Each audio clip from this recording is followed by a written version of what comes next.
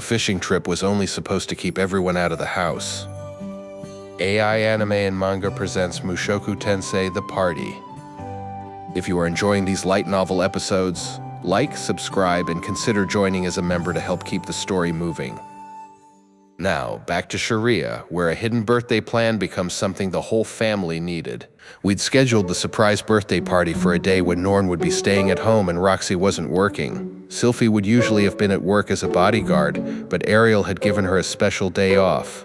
All the preparations were complete. It was just a question of execution now. I got things started by calling Norn, Aisha, and Roxy to the living room. Hey, I've got something in mind for today. How about you three come along? My sisters tilted their heads curiously. Between them, someone asked, "Come along for what?" The main purpose of this outing, of course, was to get them out of the house for a few hours so that my accomplices could pick up the presents and get all the food ready. Of course, Rudy. I'd be happy to come. We'd planned all this out beforehand, so Roxy wasted no time in agreeing to the proposal. Little did she know that she was going to be surprised herself. Aisha turned to her mother and asked, "Hey Mom, can I go?" "I've still got some work left to do," Lilia answered her. "You were invited by Master Rudeus himself. Of course you can go." Aisha nodded happily. Norn, on the other hand, didn't respond immediately. She was looking over at Sylphie with an anxious expression on her face. After a moment, she turned back to me and spoke up. "You're inviting Roxy, but not Sylphie?" Huh? Sylphie jerked her head toward us. She seemed a bit flustered by this sudden turn in the conversation. Well, I have to look after Lucy. Norn pressed her. "Didn't you both go out with Rudeus the other day? Are you really all right with this?" Sylphie glanced over to me uncertainly, but then she looked over at Roxy and seemed to hit on an idea of some kind. Actually, this whole thing was my idea. Norn asked, "Huh? What do you mean?" Well, Norn, you haven't really warmed up to Roxy yet, right? Norn admitted, "I guess not, no." Yeah, and it's not much fun having that sort of tension in the house. I thought it might help if you spent some time together, It can't hurt to get to know each other better. After a moment, Norn said, "Oh, I see now. All right then." Norn seemed convinced by this, but Aisha looked a little dubious. After all, she already got along with Roxy. I'd seen her bringing Roxy tea and snacks when she was up late preparing for the next day's classes. After a few moments, though, Aisha seemed to decide these details weren't too important. She shrugged her shoulders slightly and then smirked to herself. Please don't tell me she's figured it out already. So that's that. You guys go have fun, okay? My sister's tourist. Okay. I appreciate your thoughtfulness. It had been a bit of a close call, but we'd gotten over the first hurdle. The preparations for this party were going to take some time. There were only 2 people to pick up the presents, cook the food, and set up all the decorations. To give them some breathing room, my goal was to kill time with the girls until early afternoon. However, I couldn't risk taking them to the Commerce District. There was a chance they'd bump into Sylphie as she was picking up the presents. That still left the Lodging District, Workshop District, and the university itself, but I had a different idea in mind. Fishing, huh? The 4 of us were outside the city entirely. Out here, it was quiet enough to hear the little stream below us gurgling softly, and the water was clear enough to see the fishes darting around beneath the surface. Yep. Seems like a good family bonding activity, don't you think? I see. So Sylphie wasn't completely making all that up earlier. Chatting quietly with Roxy, I started to unpack the fishing gear I'd prepared for this expedition. We didn't have anything as convenient as a reel or lure on offer, unfortunately. Our rods were simple wooden things with lines made of braided giant spider silk. We also had floats made from radiata frog sacks, iron hooks, and earthworms for our bait. Norn said a little nervously, "I've never fished before, Aisha said, "Me either." I always wanted to give it a try, though. Despite their inexperience, the 2 of them didn't hesitate to grab their share of the gear. Aisha quickly put the float and hook on her line, jammed an earthworm right on there, and went running off toward the stream. Within seconds, she'd tossed her line into the water with an exaggerated motion. I was a little impressed despite myself. Was this really her first time doing this? Norn, on the other hand, was staring at her float and hook with an uncertain expression. Rudeus?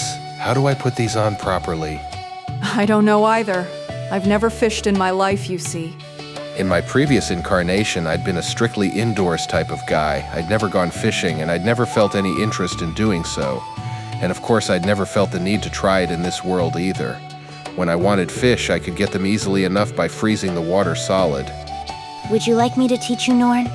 Roxy offered the question hesitantly. It sounded like she had some actual experience.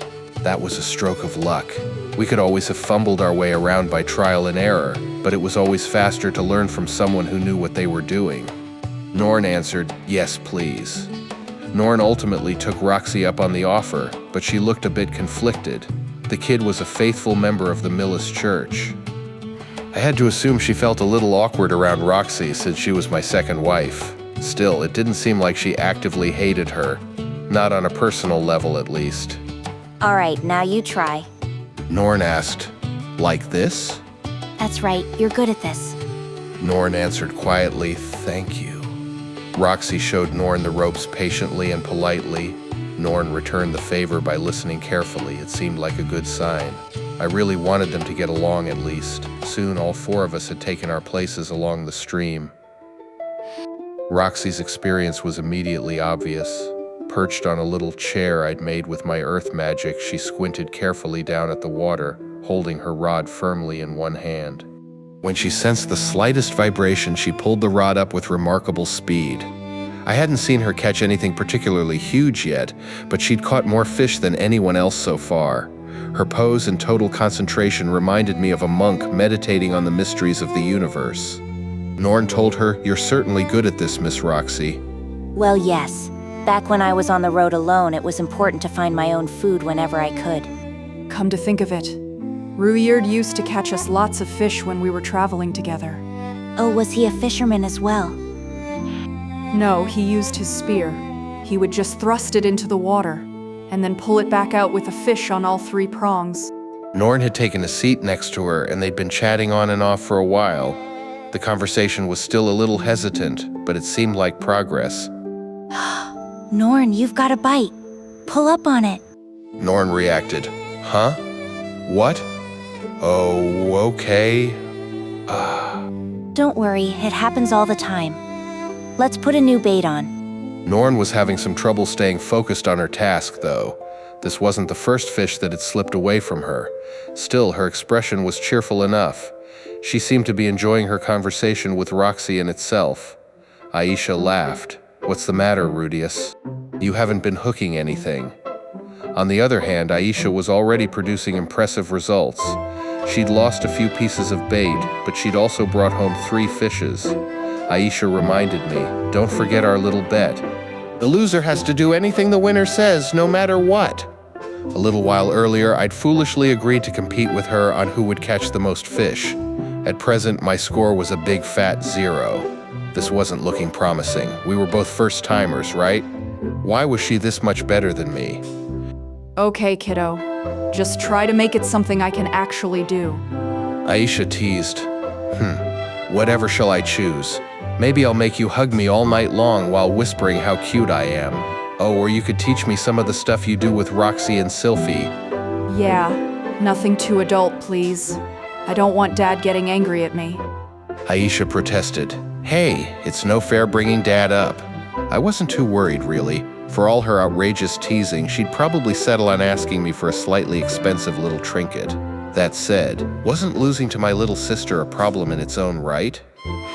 Wasn't it a bit too early for her to be surpassing me like this? Indeed it was. I had my dignity as the head of this household, and I needed to defend it. It was good to be a beloved big brother, yes. But it was better to be a feared big brother. All right, Aisha. I'm taking the kid gloves off now. Aisha asked, "What? Were you taking it easy on me or something?" That's right. From now on, I'm going to use my demon eye. Aisha cried, That's not fair. Complain all you want. This is what I'm really capable of. By peeking a second into the future, I'll obliterate every fish in this stream." With a little smirk, I activated my demon eye of foresight and stared down at my float. No movement, no movement. The float twitches slightly. Fish. Thanks to my regular practice menu, my arms were strong and accustomed to swinging things up and down, and now I had the added power of my artificial hand to work with. No fish known to man could hope to resist me.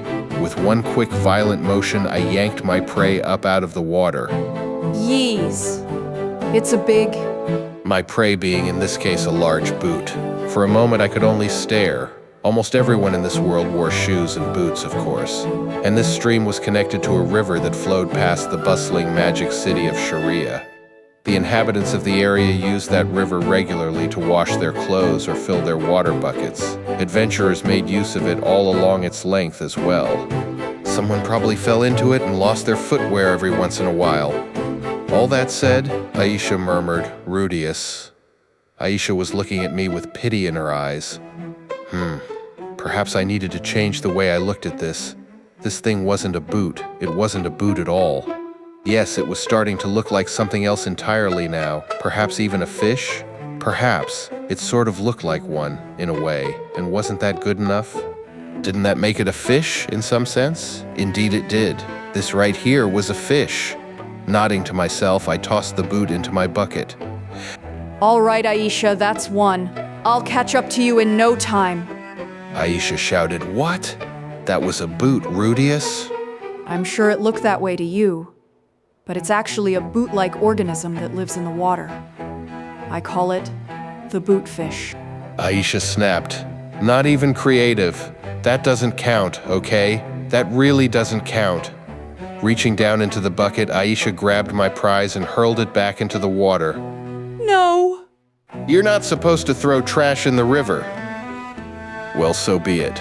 We'll just say that was a catch and release. That boot was still a baby, right? Now that we've returned it to its natural habitat, it'll swim out to the ocean and come back nice and plump. Yeah, let's go with that. Aisha exclaimed, Ah, yes, that's number 4. As I was pondering these matters, however, Aisha caught her 4th fish of the day. Maybe I wasn't going to win this battle after all. I'm sorry, Sylphie, Roxy. I guess I'll be my little sister's plaything tonight. That's it, Norn. That's the way. Pull it in, pull it in. Norn strained. Keep going. Carefully now. Things were getting noisy off to my other side. I looked over just in time to see Norn pull home a fish. It was a big one too, about the size of a colored carp. Norn burst out, Yes, I did it. I caught my first fish. Aisha called out, Wow, look at it. That's a big one too. Norn celebrated with a big smile on her face, and Roxy clapped her hands in delight. It was a heartwarming moment. Putting everything else aside, I was glad we'd come. We kept it up for a couple hours longer, but once the sun started to sink, it was time to call an end to our expedition. Okay, everybody, I think it's time we went home. My sisters didn't take this announcement too well, though. Together, the girls objected, What? Already? Norn added, I was hoping to catch just one more. Time flies when you're having fun and all that. I could understand how they felt. Still, the real fun was coming up a little later. Sorry, girls. Monsters might start sniffing around once it gets dark. Aisha argued, You could just blast them for us. Norn added, We've got Miss Roxy here too. It was a fair point. The monsters in this area weren't much of a threat even in groups. With both myself and Roxy here, it was hard to imagine a scenario where Norn or Aisha could get hurt. That was no reason to give in to their demands, though. We'd be out here all night. Even if I hadn't planned something for this evening, I would have dragged them home about now. Sorry, but the answer's no. We can always come back another day. Aisha grumbled. You're just mad because you didn't catch any yourself. Hey, come on. If I got serious, I could catch all the fish I wanted. This was true in a sense. Maybe I wasn't the best with a rod, but I could always electrify the water or set off an underwater explosion. I definitely wasn't just being a sore loser. Anyway, the decision's final. Let's get going. Aisha sighed. All right. Norn agreed. Okay. Before we left, I took a moment to freeze the fish we'd caught with my magic. We could bring them home for later. I'd thought about grilling them for a snack on our way back, but you're supposed to show up to a party hungry, right? The fish could wait a day or two. As we made our way back home, Norn and Aisha chattered happily, bragging about how many fish they'd caught and how big they were. Roxy and I followed just behind them. Roxy had a look of quiet satisfaction on her face as well. Things had been awkward between her and Norn for a long time now, but today felt like a big step in the right direction. My sisters called out, "We're home!" The household greeted them together. Congratulations. The instant we set foot inside the house, we were greeted by a burst of applause. It was a sparse but enthusiastic ovation. Sylphie, Lilia, and Zenith had all been standing in the foyer waiting for us. Zenith didn't join the clapping itself, of course, but I thought I saw a hint of a smile on her face. Norn let out a little yelp. Huh? Aisha froze up completely. Taking that as our cue, Roxy and I joined in on the applause from behind. Norn turned back to look at us, her eyes wide with surprise, and murmured, "Huh?" a second time. She clearly hadn't figured out what was going on just yet. All right, everyone, let's go to the dining room. Stepping forward with a smile, I pushed a confused Norn and a dubious Aisha forward. The dining room was full of simple but attractive decorations. There weren't any big banners hanging across the room or anything, but we did have some very nice flowers on the walls, and there were candles gleaming all around the place. The table was covered in a very nice white cloth, with plates and vases of flowers sitting on top of it. The drinks had already been poured, but there wasn't any food yet. They'd presumably be carrying that out a little later. At the far end of the table, the customary seat of honor, 2 chairs sat snugly next to each other. I brought Aisha and Norn there and offered them their seats. Norn still looked completely nonplussed. Wait, but, huh? What's going on? Aisha, on the other hand, laughed as she figured it out. So that's what this was all about. Aisha was smirking knowingly. The girl was sharp, all right. She must have sensed that we were up to something. After my sisters took their seats, Lilia helped Zenith into hers. Sylphie and Roxy followed suit. Once they'd all settled into their places, I cleared my throat loudly and then began to speak. It's been 7 years now since the displacement incident. It wasn't easy by any means, but our family's finally back together again. We lost our father, yes, and our mother's memories might never return. But I don't think Dad would be too pleased if we moped around forever. I paused for a moment to look around the room. And that's why I want us to try to smile again. When we can, at least. It might almost seem disrespectful, in a way, but Dad wanted us to have a party once we made it home, you know? I think we owe it to him to have a good time tonight. This whole thing had been Paul's idea, in a sense. He'd even put it down in a letter for us. It was sad that he wasn't here with us to see it happen. It made my chest ache to think about it. But for his sake, as well as ours, I really wanted us to enjoy ourselves. Norn and Aisha had their whole lives ahead of them. I didn't want them to be hung up on the past forever. Of course, giving a long, sentimental lecture wasn't the right way to set the mood that I was going for. We could save our memories of the painful, difficult times we'd gone through for the darker moments we'd run into down the line. If nothing else, it can help to know I've been through worse before. Right now, though, it was time to look forward to the future. And so I cut myself off and lifted my glass. Cheers, everyone. Everyone answered, cheers. Everyone except Norn, who was still staring wide-eyed at me, quietly raised their glasses as well. Aisha was smirking even more widely than before. She'd obviously figured the whole thing out. In any case, I wasn't sure how well that toast had gone. My goal was to set a cheerful tone, but it ended up sounding a little emotional. That was no good at all. I needed everyone smiling. Sylphie. Oh, right.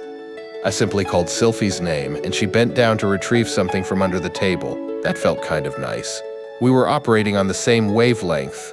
A moment later, Sylphie re-emerged with 2 large boxes, both beautifully wrapped. She passed one of them to Roxy. They promptly rose from their seats, walked up to the head of the table, and handed the boxes over, Roxy to Norn and Sylphie to Aisha. Happy 10th birthday, Norn and Aisha! Happy birthday. Neither of them seemed to understand at first, not even Aisha. But we're already 11, you know? This had to be the first time I'd ever seen that clever little girl look so totally bewildered. She might have figured out the general plan, but she clearly hadn't been expecting a present. This was exactly the expression I'd been hoping to see. Yeah, we couldn't be there with you on your actual 10th birthday, right? I know it's a little late to celebrate now, but Rudy said a year or so is no big deal. Aisha asked. He did. Tearing up a little, Aisha clutched the box tightly in her arms.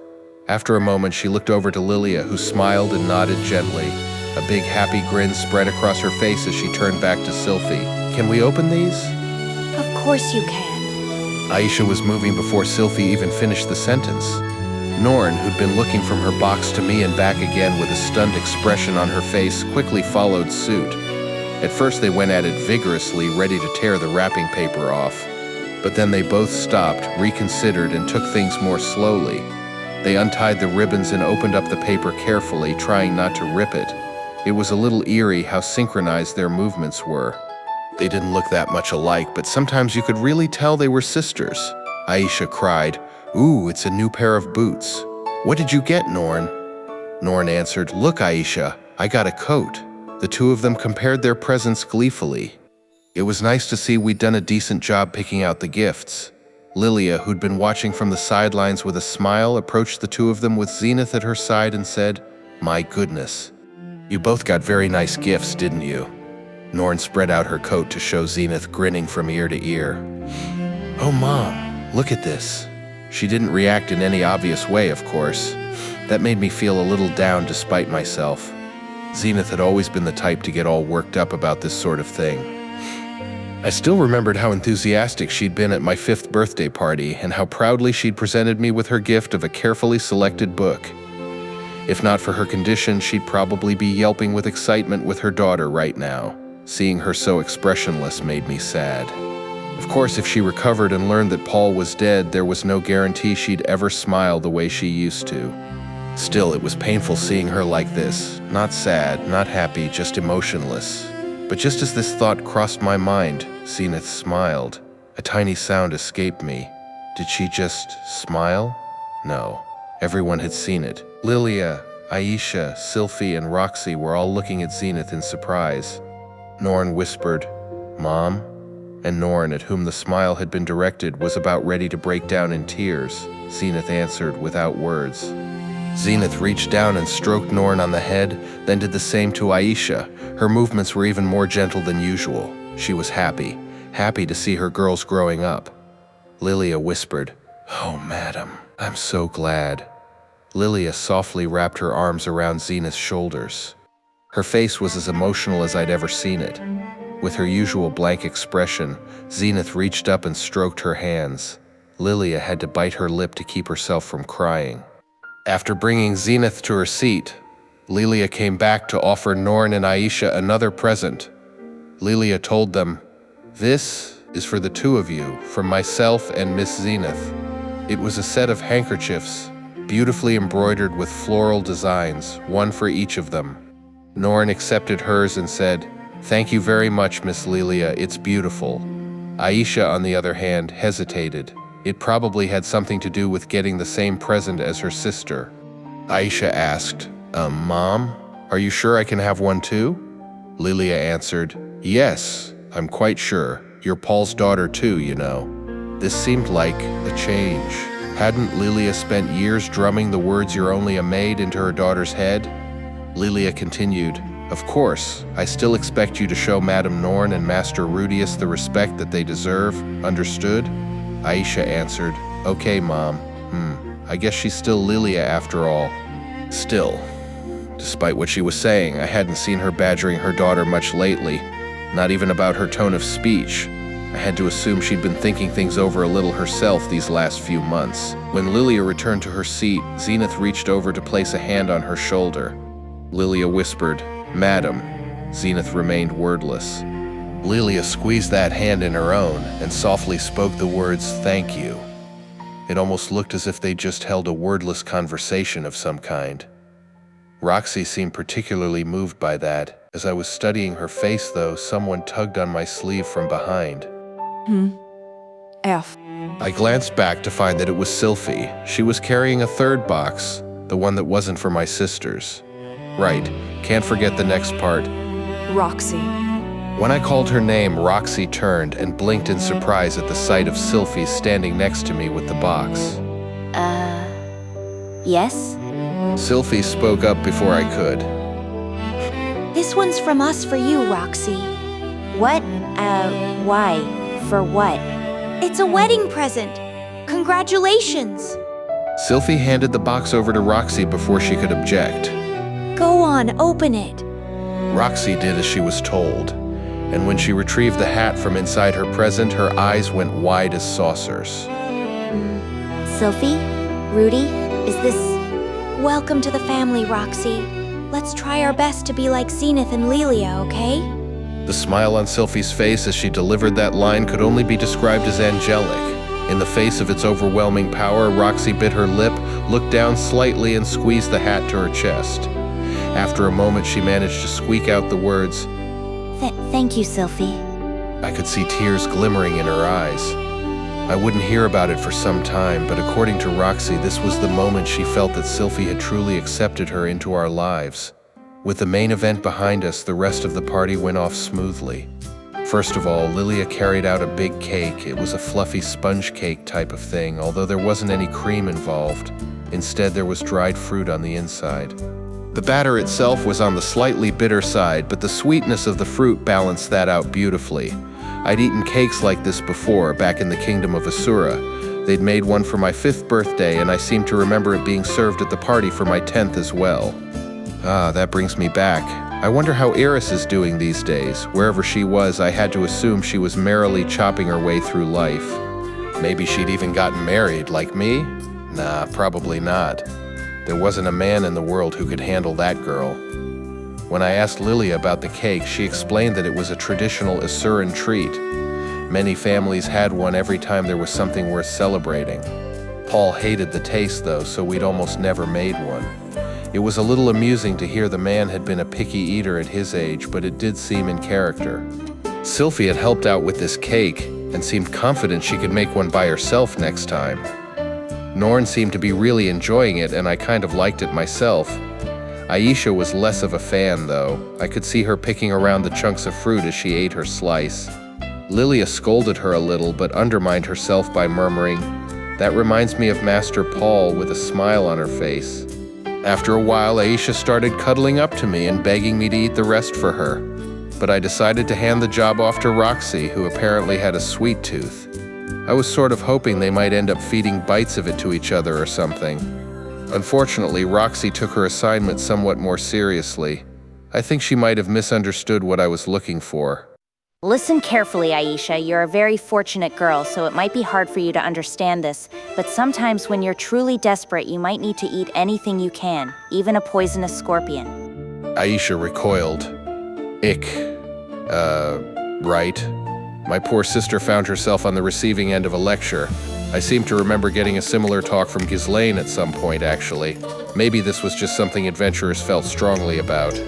I'd put up with some lousy food myself in my journey across the Demon Continent, of course, but I was fairly sure I'd never resorted to eating poisonous monsters. Maybe I was fortunate, too. This cake, on the other hand, is sweet and delicious. It would be wrong to leave it unfinished. Eat it, please.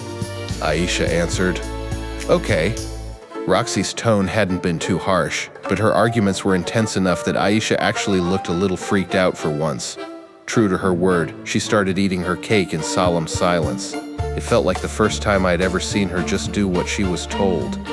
Well, no, that wasn't fair. She did listen to me, for the most part. Anyway, now that I thought about it, getting past the picky eater thing probably was important. Maybe I was the one who'd mishandled the situation.